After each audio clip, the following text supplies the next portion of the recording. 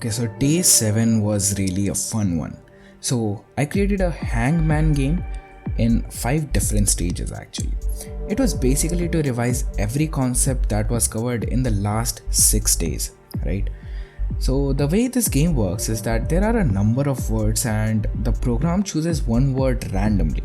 Now, the user has to guess letters that can be in the word, and if he guesses it wrong, he loses 1 life, and after 6 wrong guesses, the man is hanged completely. And if he guesses that complete word before that, he wins. As simple as that.